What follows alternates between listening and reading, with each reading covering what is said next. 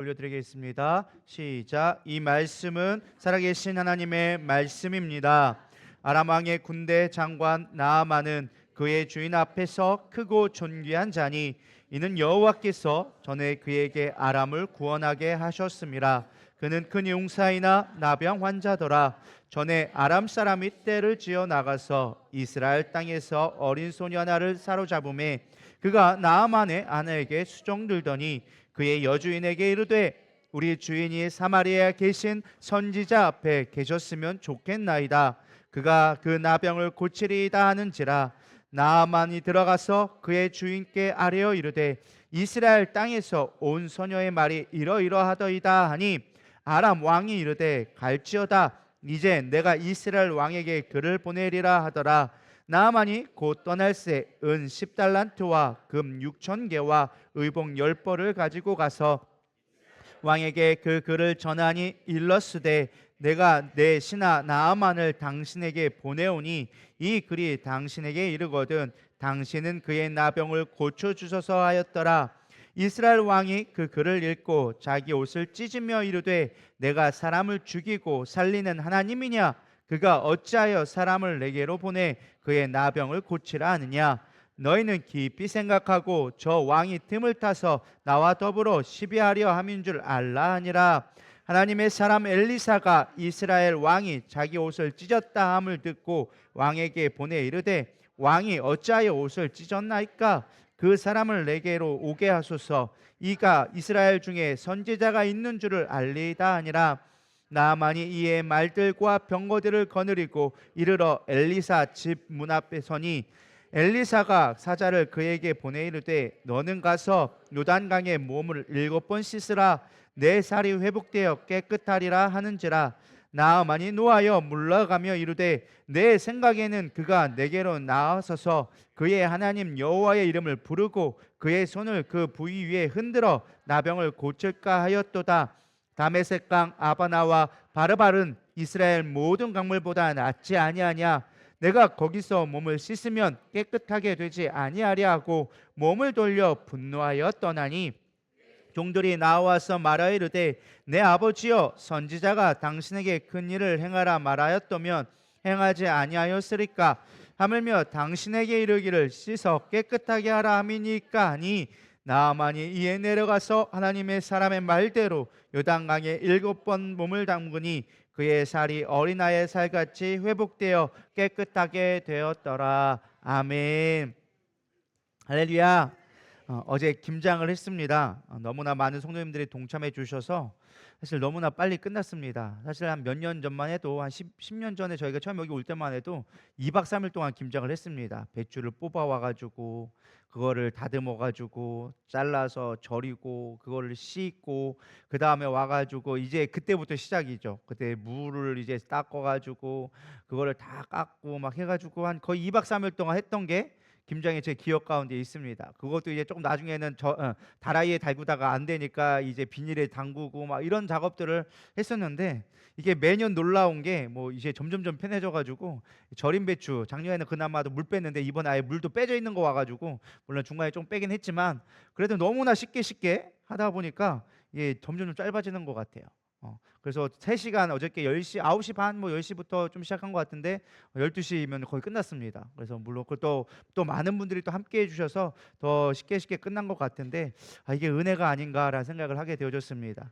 참 놀라운 건 또 다른 교회들도 막 김장을 하는 사진들이 막 올라옵니다. 저도 이제 목사님들이 주로 많이 연락이 되다 보니까 막 김장 사진들을 올리고 하시는 분들이 몇몇 분 계세요. 막 어디 있는 뭐 그 뱅어려 젖이라고 하나 막 뭐 이상한 것도 막 갈아서 넣기도 하고 막 엄청나게 막 많은 걸 하더라고요. 근데 우리는 참 심플하게 했더라고요. 제가 보니까 다른 교회에 비하면은 뭐 거기에 뭐 물론 갓 들어가 파, 마늘 뭐 기본 양념은 다 들어갔는데 막 그렇게 하지 않았거든요. 막 다른 데는 막 육수 끓여 가지고 막 한다고 막 하고 막 하는데 우리는 그냥 풀도 사실 건더기도 반쯤 남아 있는. 그래서 저는 이게 식혜인가 싶었는데 어쨌든 그래도 했는데도 불구하고 놀라운 건 맛은 있더라. 그래서 이제까지 우리 김장김치는 한 번도 실패한 적이 없습니다. 딱 한 번 있었나? 그때 딱 한 번 어떻게 맛이 없었던 적이 있었는데 그 외에는 항상 맛있었어요. 그래서 제가 느낀 게 뭐냐면 이게 사랑과 희생이란 양념이 들어가서 참 맛있구나라는 생각을 하게 되었습니다.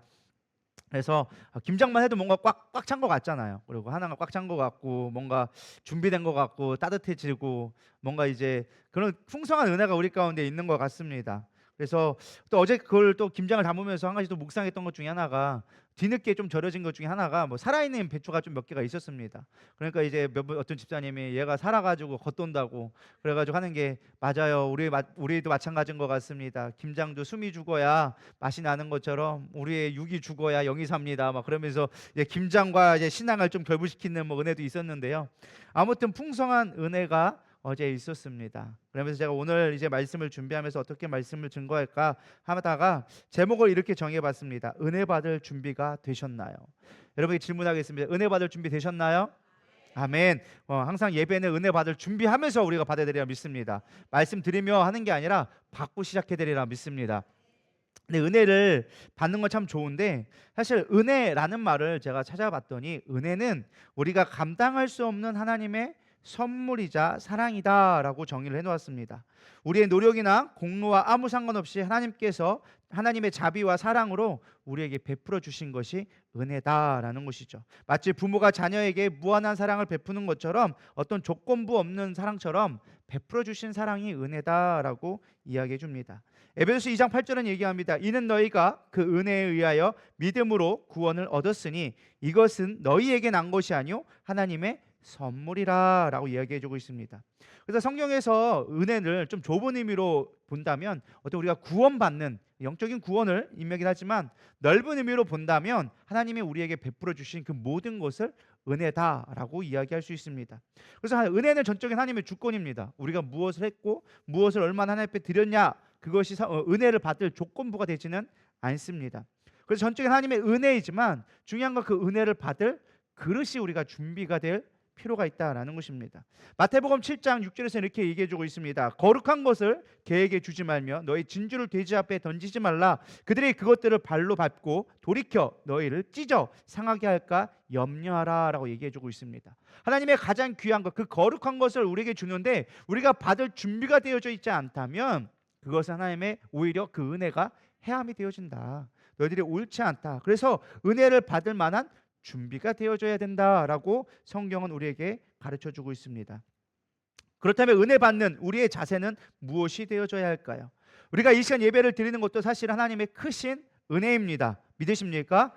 근데 그 은혜를 받을 자가 있는 반면에 판단하며 시험되는 경우도 있습니다. 왜 그러느냐? 내가 은혜 받을 준비가 되어져 있지 않기 때문에 그런 것입니다. 그래서 제가 시작했을 때 말씀드렸던 게, 은혜 받을 준비 되셨습니까? 라고 준비하게 만드는 거예요. 여러분, 은혜 받을 준비를 하셔야 된다라는 것입니다. 사실 오늘 본문은 너무나 잘 아는 나아만 장군의 이야기입니다.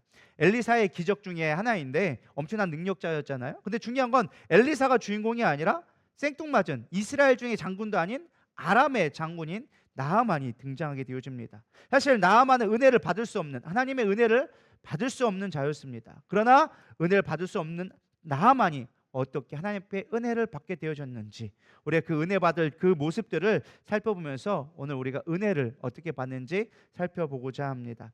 첫 번째, 은혜를 받기 위해서 가장 중요한 건 내가 먼저 점검이 되어져야 돼요. 은혜라고 해서 다 받을 수 있는 게 아닙니다. 호랑이를 잡으려면 호랑이 굴에 들어가야 되고, 여우를 잡으려면 여우굴을 들어가야 합니다. 똑같은 굴이라도 다 똑같은 굴이 아니겠죠. 저는 낚시를 초등학교 때 저수지에서 대나무로 해본 거 이후로는 낚시를 해본 적이 없습니다. 우리 교회 몇몇 분이 낚시를 이제 좋아하신다는 소식을 들었는데, 제가 가끔 낚시 프로그램을 보면은 낚시를 그냥 하는 게 아니더라고요. 이게 상당한 준비와 이게 머리를 많이 써야 되더라고요. 그래서 어종에 따라서 찌 모양도 달라지고 미끼도 달라지고 장소와 수심, 그 모든 것들을 종합해서 해야지만 그게 낚인다라는 거예요. 우리는 그냥 이것만 집어 던지면 나오는 줄 알았거든요. 던지면 잡히겠거니 했는데 그게 아니더라는 것입니다. 그거에 철저하게 준비되어져야지만 내가 원하는 것을 잡을 수 있다라는 것입니다. 은혜도 마찬가지인 것 같습니다. 우리가 은혜 받을 때 은혜 받을 만한 준비를 내가 갖추어졌을 때 그 은혜가 내게 쉽게 말하면 효용이 있다라는 말을 드리고 싶습니다. 그럼 첫 번째, 우리가 무엇을 준비해야 되느냐? 은혜를 주는 분이 어떤 분인지를 우리가 먼저 알아야 한다라는 것입니다. 오늘 1절에 보면 이렇게 나와져 있습니다. 아람 왕 군대 장관 나아만은 주인 앞에서 크고 존귀한 자니라고 나와져 있습니다. 나아만 장군은요 아람의 군대 장관이었습니다. 지금으로 말하면 국방부 장관에 해당되어지죠. 근데 당시 고대 사회의 국방부 장관은 우리가 생각하는 그런 국방부 장관이 아니라 실세였습니다.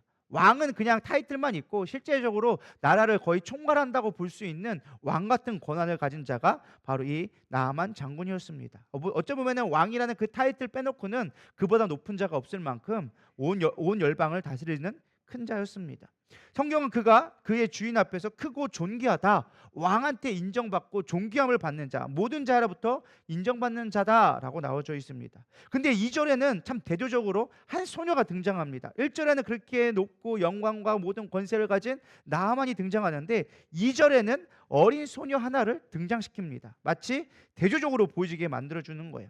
여기 보면은 아람 사람이 떼를 지어 나가서 이스라엘 땅에서 어린 소녀 하나를 사로잡음에 그가 나아만의 아내에게 수정들려니라고 이야기해주고 있습니다. 그냥 사실 한 소녀가 있었다라고 해도 문제가 안 돼요. 근데 굳이 구체적으로 얘기해주고 있어요. 특별히 떼를 지어 나갔다라는 것은 많은 군사를 동원해서 이스라엘을 침범했을 때 잡아왔던 한 소녀다라고 얘기해주고 있습니다.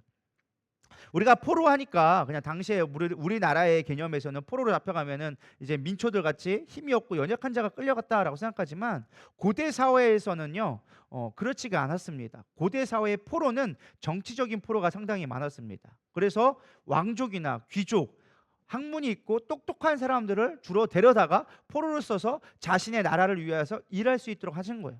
쉽게 말하면 아무 글도 모르고 배운 적이 없는 사람을 데려다가 포로로 잡아가 봐야 아무 쓸모가 없는 거예요.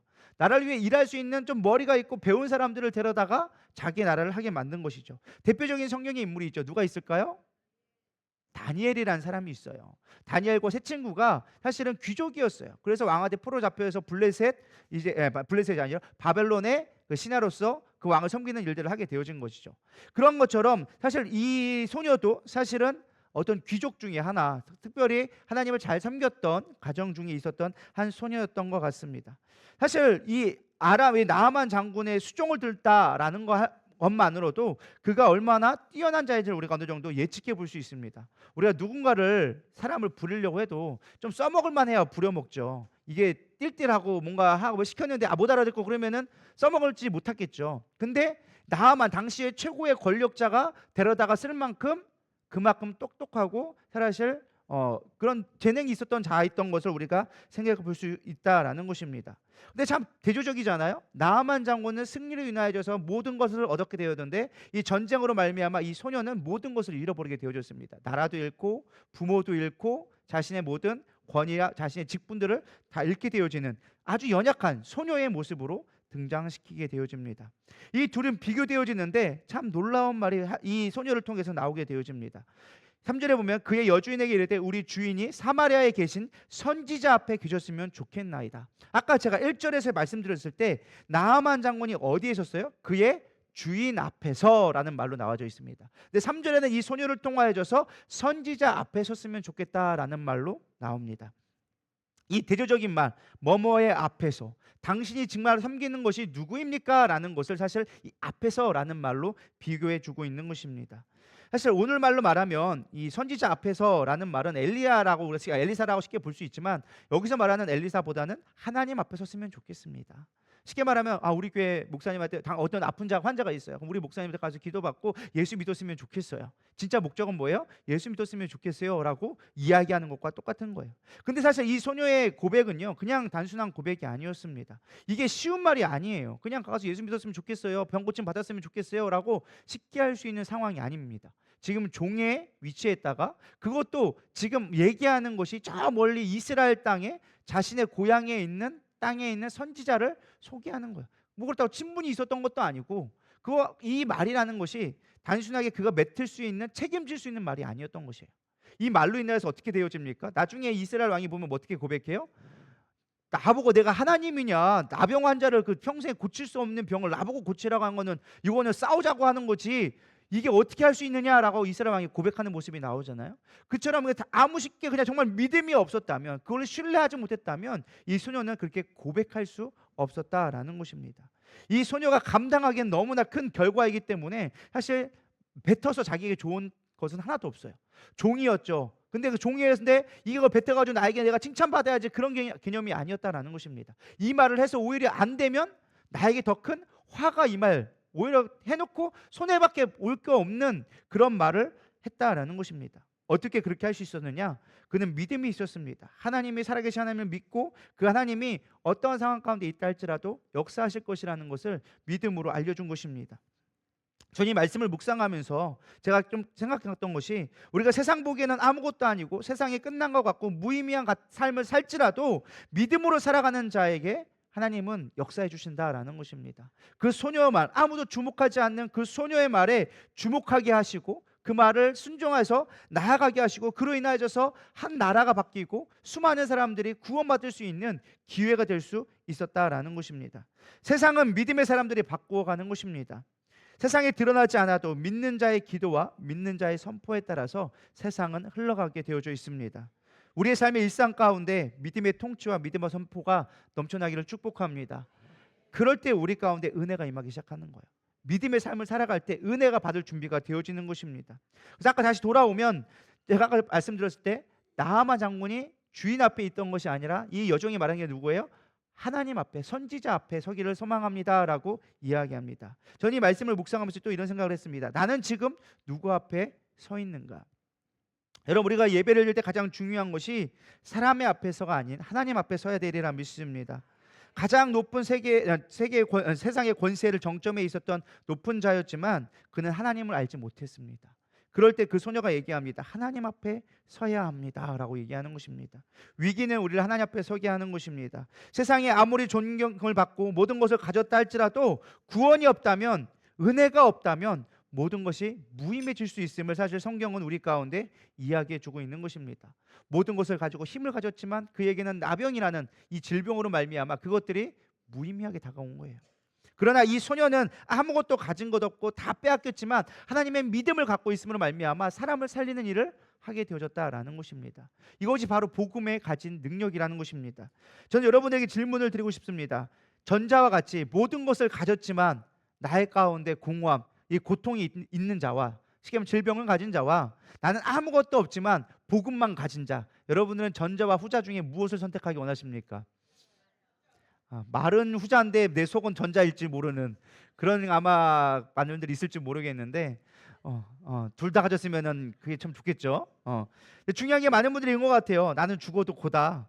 한번 써보고 죽었으면 좋겠다. 그렇게 생각하는데 사실 그게 얼마나 무의미한 것이고 허무한 것인지 성경을 가르쳐주고 있습니다. 조금 더 적용을 해본다면 우리가 예배드릴 때도 마찬가지예요. 예배드릴 때 내가 누군가 앞에서 예배하는 것과 하나님 앞에서 예배하는 것은 하늘과 땅 차이다라는 것입니다. 내가 아무리 세상 속에서 잘 나가지만 이 예배에 나와서 하나님 앞에 서지 못한다면 그거는 무의미해지는 거예요. 안 그렇겠습니까? 여러분, 뭐 해외여행 다녀오고 막 좋은 보석하고 막 그거 하고 왔는데 정작 예배 자리에 나와서 하나님 없는 삶을 예배를 드린다.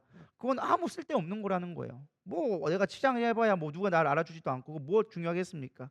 하나님 앞에 예배하는 자 되기를 축복합니다. 그럴 때 하나님이 주시는 은혜가 오게 되어진다라는 것입니다. 두 번째는 우리가 점검해 보아야 될 것이, 나는 지금 무엇을 위해 이 자리에 있는가라는 것을 생각해 봐야 합니다.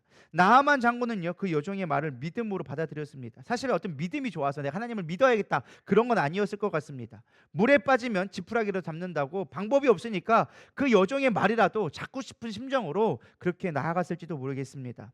그런데 가야 하는 곳이 적국인 이스라엘이었습니다. 혼자 가지 않았습니다. 엘리사라는 것을 만날 수도 없었습니다. 그래서 그가 가진 모든 것을 총동원해서 엘리사를 만나기로 작정하게 되어집니다. 그래서 왕한테 얘기하죠. 사실은 한 나라의 뭐 장군이니까 그냥 갈 수도 있었겠지만 사실은 왕한테 이야기하는 것은 자기가 허락을 받고 그거에 대한 명분을 얻기 위한 것이죠.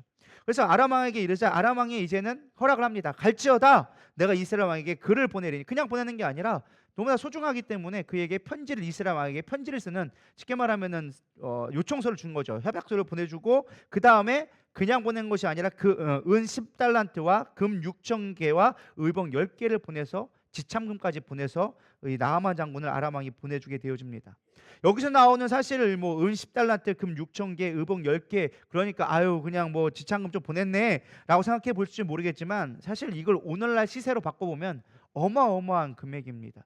뭐 학자들마다 조금씩 그 가치를 다르게 평가를 하지만 작게는 뭐 400에서 500억, 뭐 많게는 뭐 8천억이라고 해석하시는 분들도 있습니다.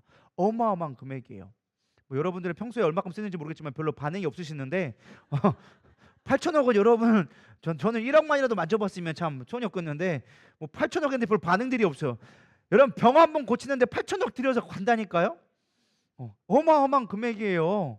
이거를 지금 싸들고 가는 거, 사실 이 정도면요 한 나라가 전쟁을 치를 만한 어마어마한 전쟁 금액을 가는 것입니다. 쉽게 말하면 이거를 조금 더 직설적으로 얘기하면 지금 나아만 장군은 전쟁을 불사할 만큼 그만한 것을 가지고 이병 못 고치면 끝난다라는 마음으로 갔다라는 것입니다. 믿으십니까? 전 여러분들이 별로 좀 그런 거 좀 못했는데 죄송하지만 여러분의 목숨값은 얼마로 따질 수 있겠습니까? 어, 얼마 정도 될 것 같아요, 여러분 목숨값이? 뭐 물론 따지기가 좀 애매하죠. 뭐 생각해 보는 것도 없겠지만 가장 좋은 시기형 방법 중에 하나가 나를 가장 사랑하는 사람이 나를 위해서 지불해 줄 수 있는 금액이 얼마나 될까? 내 아내가 나를 위해서 얼마나 희생할 수 있을까? 남편한테 10만 원짜리 옷 하나 사주는 것도 아깝다면 나는 10만 원짜리도 안 되는 거예요, 그 사람에게는. 내가 사랑하는 모든 내 주변의 사람들이 내가 죽었을 때 장례금 얼마나 줄까? 여러분 조의금 얼마나 받을 것 같아요? 생각해 보기 싫으신가 봐요. 넘어가도록 하겠습니다. 어쨌든 여러분의 목숨값이 이 나하만 장군은 자신의 목숨값이 지금 8천억이나 정도 되는 가격을 가지고 지금 찾아간 거예요. 거기다가 구절에 보면 말들과 병거들을 거느리고 갔다라고 얘기했습니다. 단순한 의존용인 그냥 교통수단이 아니라 말들과 병거를 가져갔다는 것은 군대를 끌고 갔다는 뜻이에요. 자기 병 고치려고 수없이 많은 군사들을 끈 거야. 오늘날 말하면 탱크하고 막 이런 장갑차고 끌고 가가지고 막 수함용 막 병사들 끌고 가가지고 병 고쳐달라고 간 거예요. 그러니 이스라엘 왕이 쫄만도 합니다. 충분히 그럴 만한 그런 모습을 보여주고 있는 거예요. 근데 이 나하만 장군은 지금 뭐 하러 가는 중이었어요?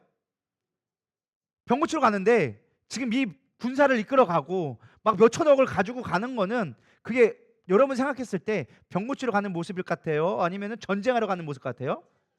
전쟁하는 모습 같은 거예요. 지금 내가 무엇 때문에 가는지를 모르고 가는 것과 똑같은 거예요. 우리가 하나님 앞에 나올 때도 마찬가지다라는 것입니다.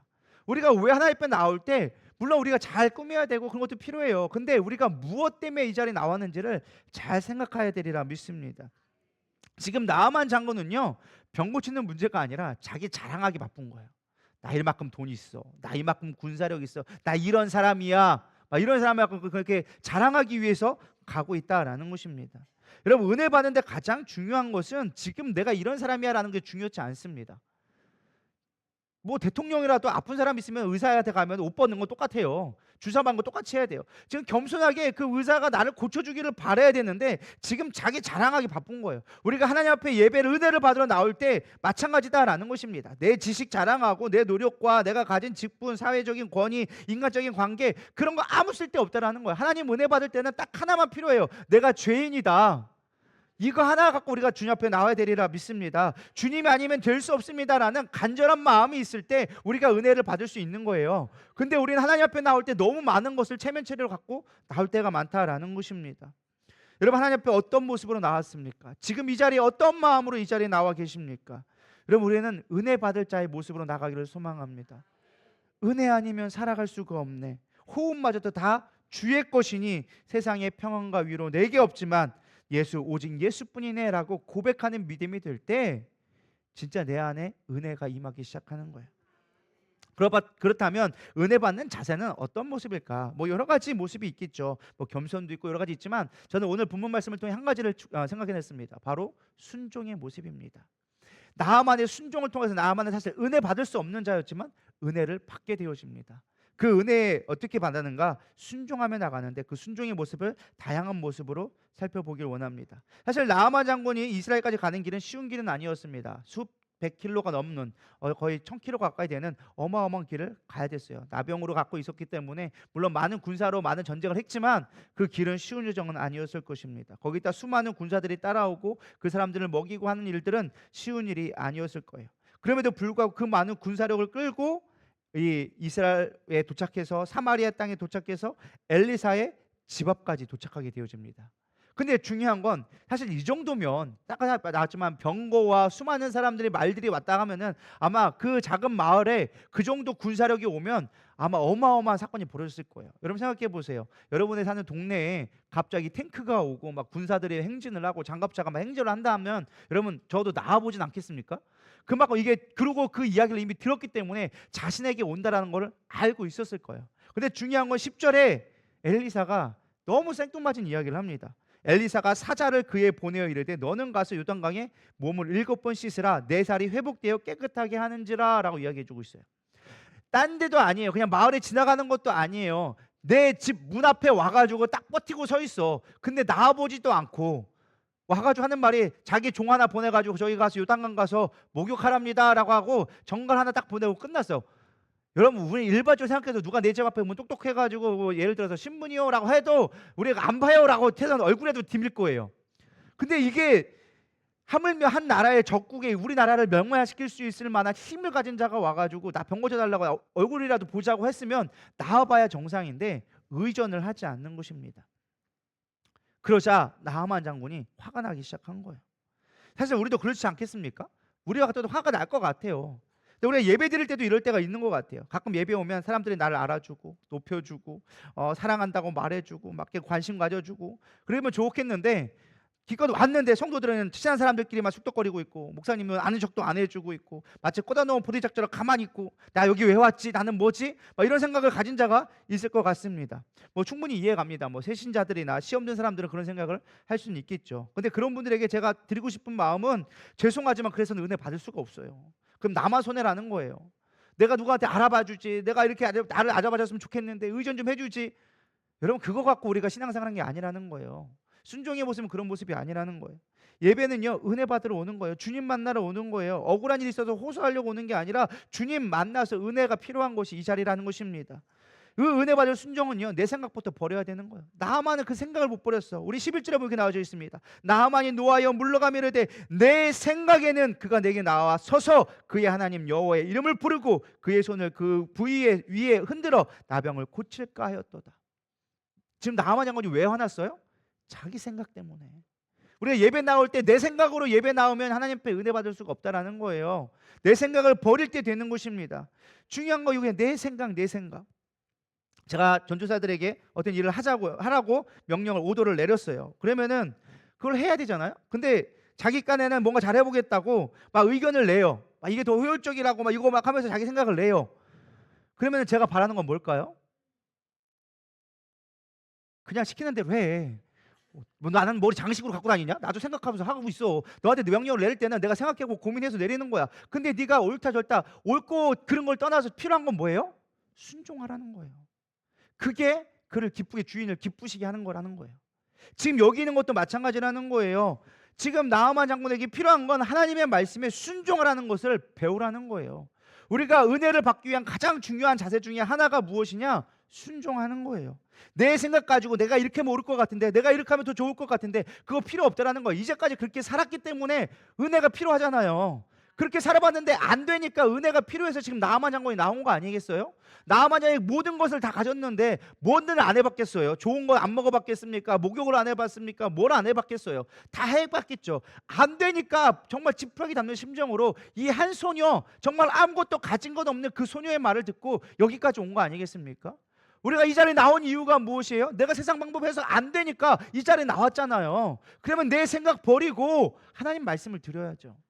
근데 그 말씀을 들으려 하지 않고 내가 교회 나왔더니 목사님이 나를 반겨주지도 않아. 인사도 안 해. 성도들이 아는 척도 안 해. 교회는 생각 이렇고 예배는 어떻고 뭐 찬양은 어떻고 조명은 어떻고 설교는 어떻고 평가하고 판단하고 있으니까 은혜를 받을 수가 없다라는 거예요.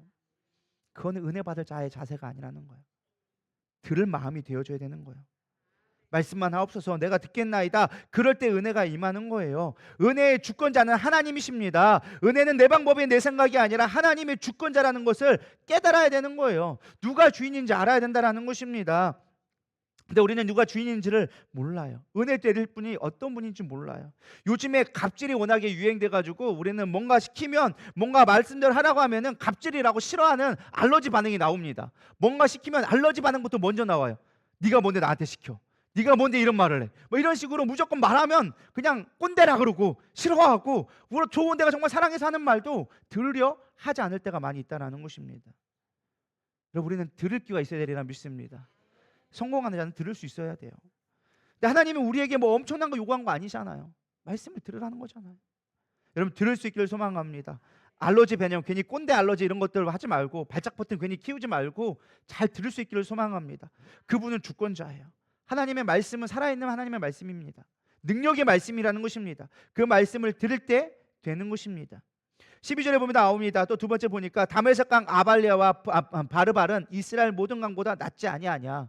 이 말을 한 배경도 충분히 이해가요. 인간적으로 본다면 나아만이 지금 화가 난 것도 충분히 이해가요. 문 앞에서 지금 한 대도 안 해줬죠. 요단강 가보러 가가지고 가봤더니, 자, 요단강을 딱 한마디로 표현하면 이렇게 표현할 수 있습니다. 라떼, 커피 라떼. 라떼면 어떤 색깔이죠? 약간 꾸죽중한 그물이잖아요. 요단강 물이 딱 라떼 물하고 똑같아요, 색깔이.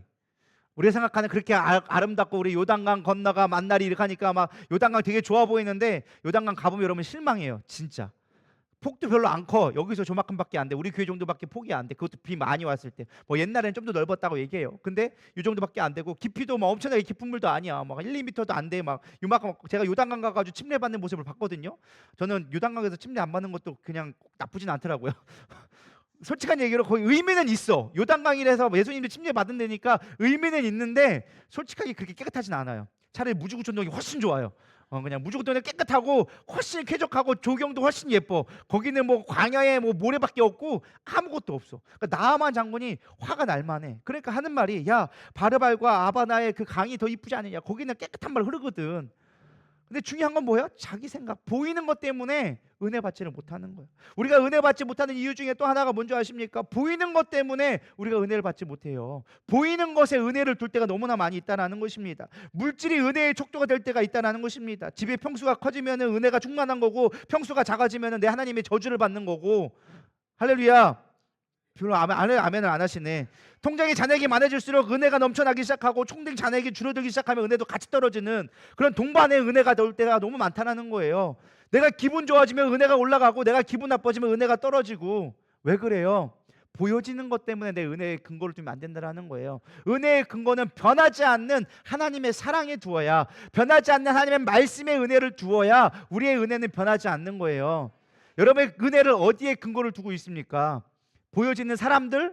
그 사람이 나에게 좀 잘해주면 은혜가 넘치죠. 조금만 싫은 말 하면 그때부터 은혜가 뚝뚝 떨어져요. 저 사람은 필요 없는 사람, 저 사람 왜 나오냐고. 교회에 없었으면, 저 사람만 없으면 신앙생활 잘할 것 같은데. 아니요, 그 사람 때문에 내가 있는 거예요. 믿으십니까? 하나님이 교회를 만들 때 그렇게 만드셨어요.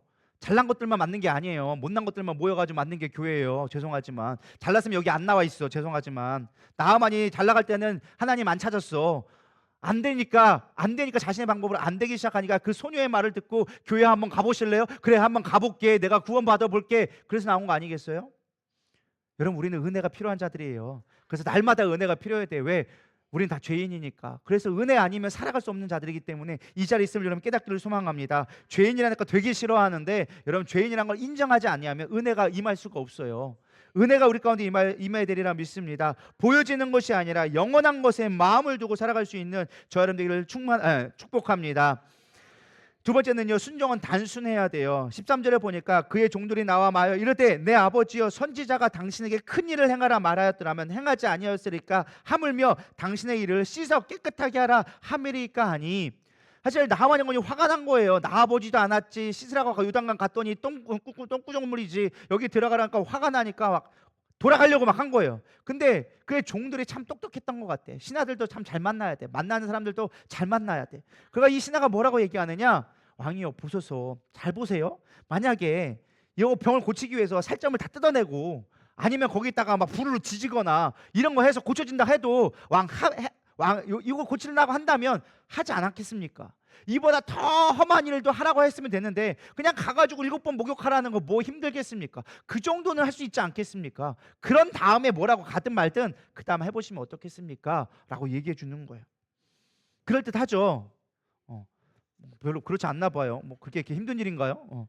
목욕하면 되는 일이라고, 쉬운 일이니까 뭘 이렇게 어렵게 생각하냐고, 그냥 하라면 되지 않습니까? 라고 얘기하고 있는 거예요. 저는 이 말씀을 보면서 참 많은 회개를 했습니다. 이것이 마치 하나님의 말씀처럼 저에게 하신 말씀처럼 들려졌어요. 야, 은혜로 살아가기 위해서 필요한 거 없다. 기도하고 말씀 봐라.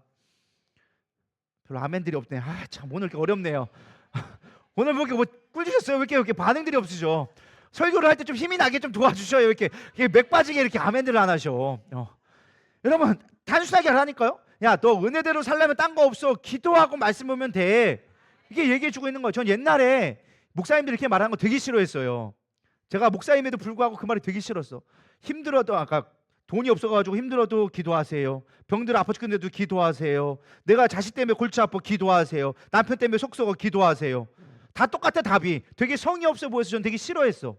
근데 그 말이 정답이야. 어쩔 수 없어. 단순의 신앙은 그냥 기도하세요. 주님 만나면 주님의 은혜면 해결되는 건데 우리는 그거를 모르니까 그냥 기도하세요라는 말을 하기 싫어해. 저부터도 그래. 힘들어해. 바빠 죽겠는데, 힘들어 죽겠는데, 피곤해 죽겠는데 뭐 이렇게 이유가 많은지 몰라요. 저부터도 그러더라고. 종들이 얘기하는 거예요. 야, 그냥 가셔서 목욕만 하면 되는 거잖아요. 어려운 거 아니잖아요. 여러분들 은혜 받기 위해서 10억 가져오라면 가져오겠어요? 은혜 받기 위해서 100명, 1000명 전대에 와야지 내가 너희 은혜 준다 하면 여러분 은혜 받겠냐라는 거예요. 이렇게 큰 일을 요구하지 않고 그냥 기도만 하라는데 그거 왜 못하냐는 거예요. 별로 은혜가 안 되시나 보네. 저는 엄청 은혜가 됐다니까요. 뭐 엄청난 거 우리에게 요구해 주지 않았잖아요. 야, 너 교회 하나 지어야 내가 은혜 줄게. 이렇게 얘기하지 않으셨다니까요. 그냥 말씀 보고 기도해. 그 말씀에 순종해. 그럼 내가 은혜 줄게. 이게 하나님의 약속이었다는 거예요. 그러니까 미스바 기도 나와야겠죠. 이렇게 또 한번 돌아가는 거예요. 이렇게 한번. 여러분 기도하면 된다는 거예요.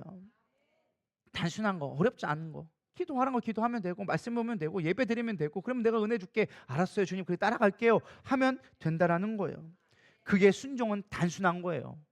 내가 복잡하게 생각하고 따지기 시작하면 은혜는 임할 수가 없어. 내 생각 가지고 은혜가 임할 수가 없어. 그냥 단순하게 기도하라? 알겠습니다. 기도할게요. 그런 자가 은혜가 임하는 거예요. 저처럼 머리 굴리고 이렇게 한 사람들은 은혜 입기가 쉽지가 않아. 따져봐야 되거든. 맞나 안 맞나, 내가 좋은가 아니온가 유익을 따져봐야 돼. 그러면 어려우기 시작하는 거예요. 뱅뱅 돌아가는 거예요. 그냥 단순하게 가라면 갈 수 있는 믿음이 되기를 소망합니다. 순종은요, 또 세 번째는 나의 모든 것을 내려놓을 때 은혜가 임한다라는 것입니다. 나아만이 이제 내려가서 사람들의 말대로 오조단강에 7번 몸을 잠그니, 저는 이 말씀을 묵상하다가 제가 묵상할 때 항상 그 모습을 제 머릿속에 그려보거든요. 제가 한 가지 놀라운 사실을 간구하고 있다는 걸 깨닫게 되어졌습니다. 여러분 목욕탕 가면 제일 먼저 하는 게 뭐예요? 벗는 거 정답입니다. 너무 빨리 정답을 얘기했어요. 사실 많은 사람들이 목욕탕 가면 맨 먼저 뭐 하면 샤워부터 해요, 비누질부터 해요, 뭐 머리부터 감아요, 뭐 이런 거 생각하는데 전 목욕탕일 때 가장 중요한 건요, 벗는 거부터 시작하는 거예요. 목욕탕 가서 옷 입고 시작하는 사람 없잖아요. 목욕탕에 딱 반스 하나 입는 사람 하나 있어, 때밀이. 그 사람 빼놓고는 아무도 옷을 안 입어. 그게 목욕의 가장 기본적인 자세야. 그러니까 여기서 보니까 마찬가지더라고요. 목욕을 했다라고 생각하니까 우리 너무 쉽게 생각하는데 여러분 이게 쉬운 일이 아니라는 거예요. 이게 쉬운 일이 아니에요. 왜 쉬운 일이 아닌가 이제 좀 살펴보려고 합니다. 여러분 지금 나아만 장군은 갑옷을 입고 나왔을 거예요. 왜? 지금 병거를 타고 왔고 수많은 군사를 이끌어 왔기 때문에 아마 이렇게 화려한 아람의 군대 장관, 여기서 아람이라고 하면 뭐 이렇게 머리에 두건도 구르고 막 이렇게 갑옷을 입고 막 무기에 칼 차고 막 이렇게 왔을 거예요. 왜? 평생 그는 군인 일로 살았기 때문에 그것이 그냥 생활복처럼 왔을 거예요.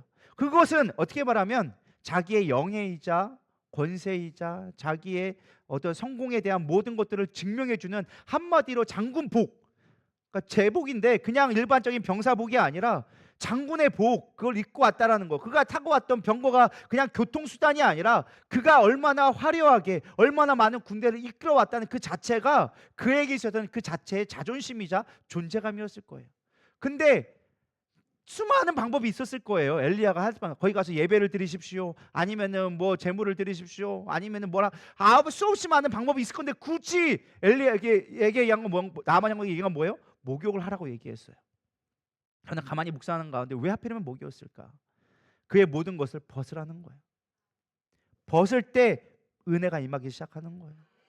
벗으라니까 좀 이상하게 생각하는 분들이 있는데 그런 의미가 아니라 자신의 모든 것을 내려놓을 수 있어야 한다라는 것입니다. 하나님의 은혜가, 하나님의 능력이 임할 때 공통적인 특징이 다 있습니다. 모세와 여호수아에게도 가장 먼저 하나님이 임했을 때 하신 말씀이 뭔지 아세요? 내 발에 신을 벗으라는 것이었어요. 네가 의지했던 것, 네가 이제까지 걸어왔던 것 다 벗어나. 그러면 내가 너에게 은혜 줄게.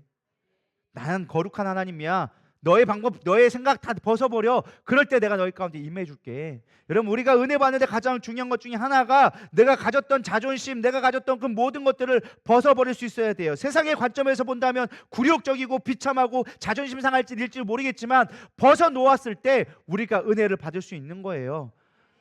우리들 교회 보니까 김양재 목사님 항상 하는 거 있죠. 우리 교회는 목욕탕이다. 다 벗어야 된다. 자신의 부끄러움까지 다 내려놓을 수 있을 때 그때 은혜가 임한다. 저는 그게 맞는 말인 것 같습니다.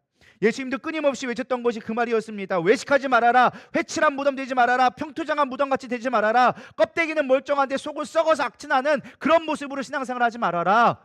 너의 껍데기를 벗어버리고 주님 앞에 온전한 모습, 하나님 앞에 온전한 모습으로 나아가라. 그럴 때 고침을 받는 것이다 라고 이야기해주고 있습니다. 여러분, 하나님 앞에 외식하지 않기를 소망합니다. 정직하시기를 소망합니다. 다윗이 하나님 앞에 기도할 때 회개할 때 이런 기도를 드렸습니다. 정직한 마음을 내게 창조하여 주시옵소서. 성령을 소멸치 않게 하여 주시옵소서. 구원의 기쁨, 즐거움을 회복하게 하여 주시옵소서.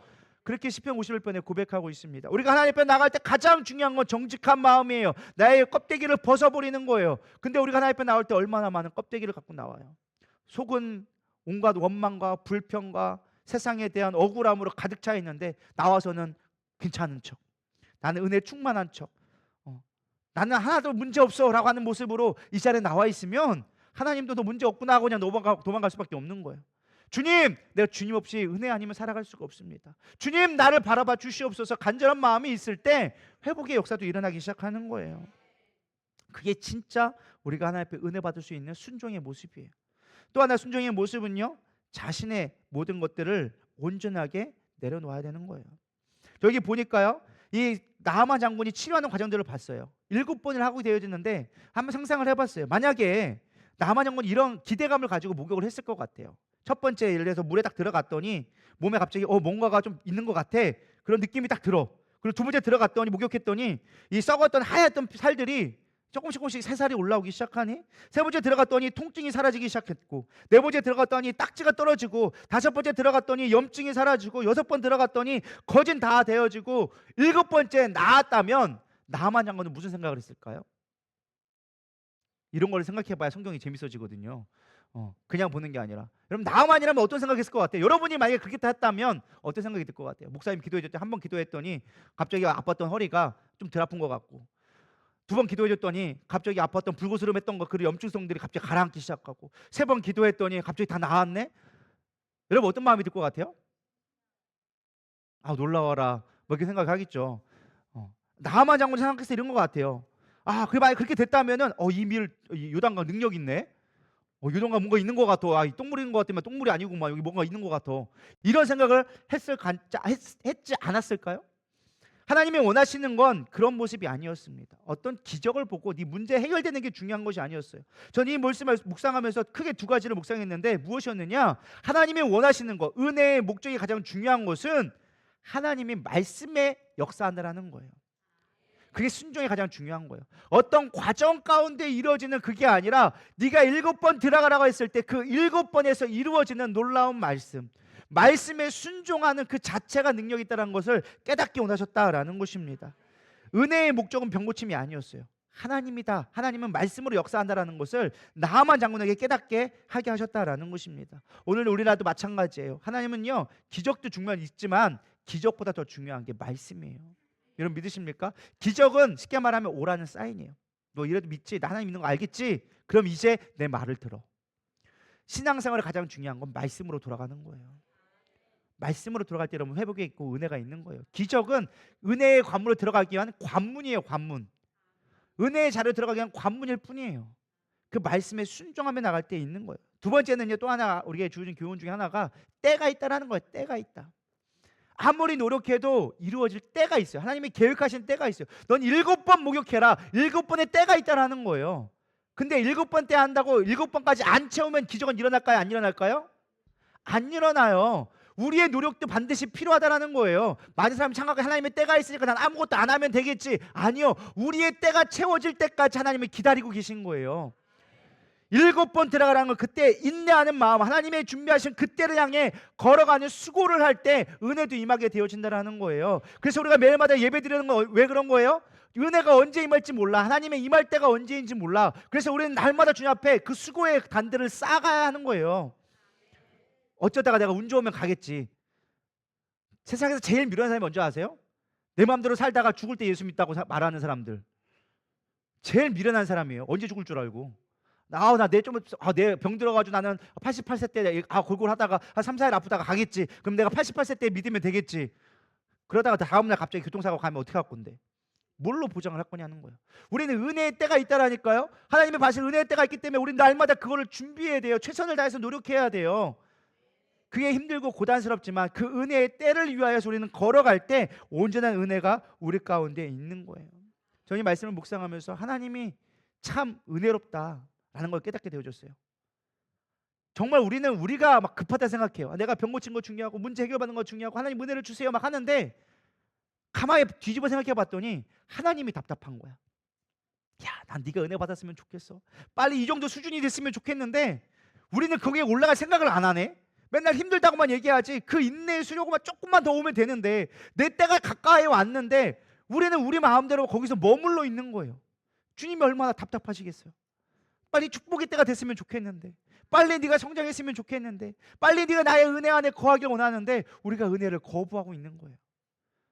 7번 차기를 주님이 기다리고 있는 거야. 고쳐주려고 기다리고 있는데 다 준비해서 이미 말했을 때는요, 고쳐주기로 작정했기 때문에 그 말을 주신 거예요. 믿으십니까?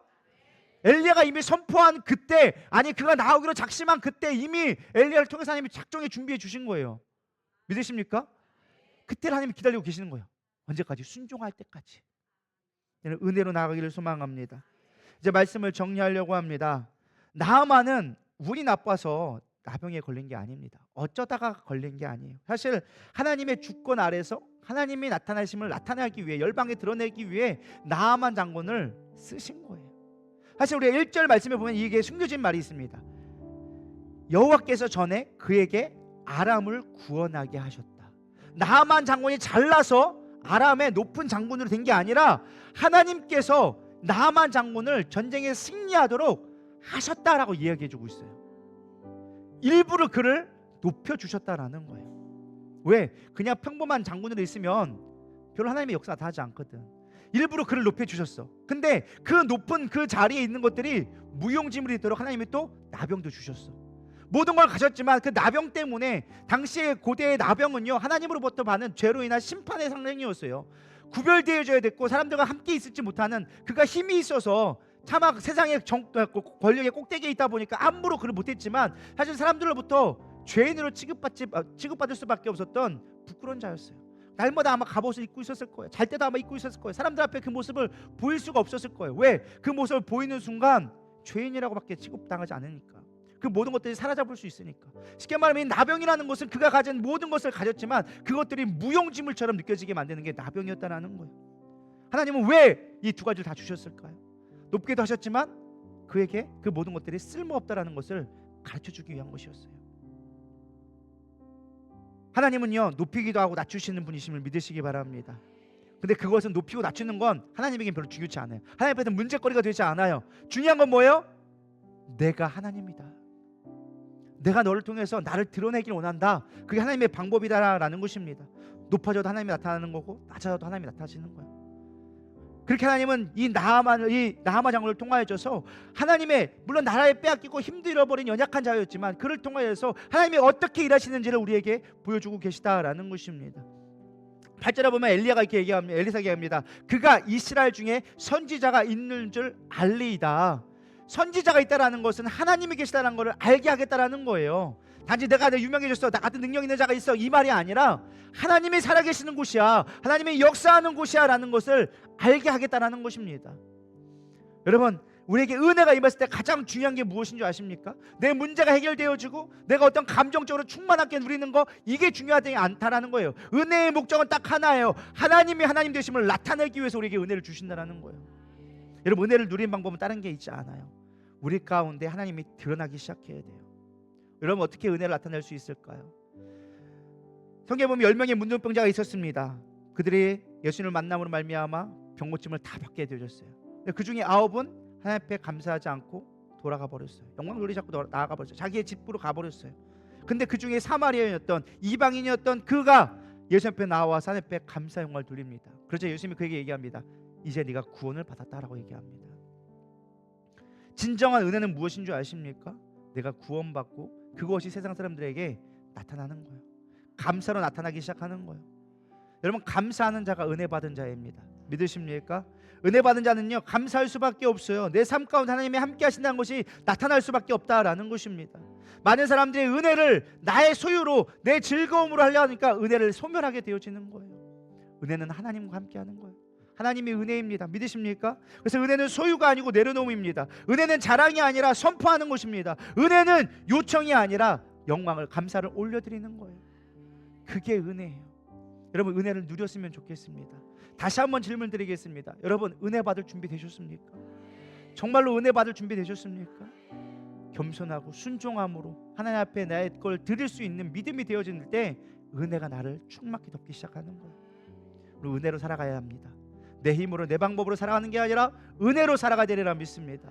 은혜 아니면 살아갈 수가 없습니다. 고백할 수 있는 우리 모두 되기를 축복합니다. 우리 이 시간 찬양하며 나가도록 하겠습니다. 나 같은 죄인 살리신 주님의 은혜 놀라워라. 나를 부르신 그 주님의 은혜, 나와 함께 하시는 그 주님의 은혜, 우리 그 은혜를 하나님 앞에 올려드리며 찬양하겠습니다.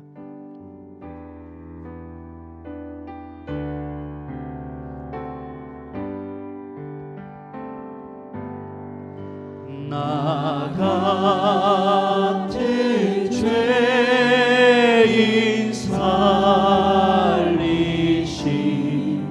주의 놀라워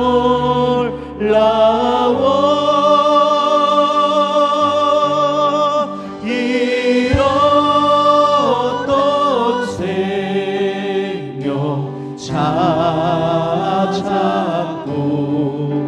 광명을 얻었네. 그 죄악에서 건지신 주의 고마워. 나 처음 믿은 그 시간 귀하고 귀하다.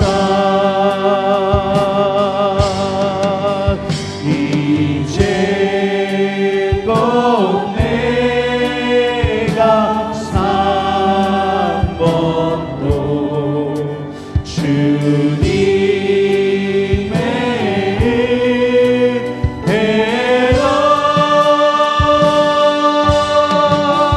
또 나를 장착도 향해 인도해 주시리. 거기서 우리 영원히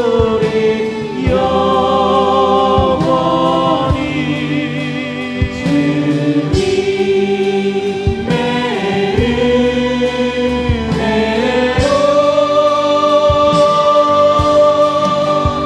해처럼 밝게 살면서 주 찬양하리라.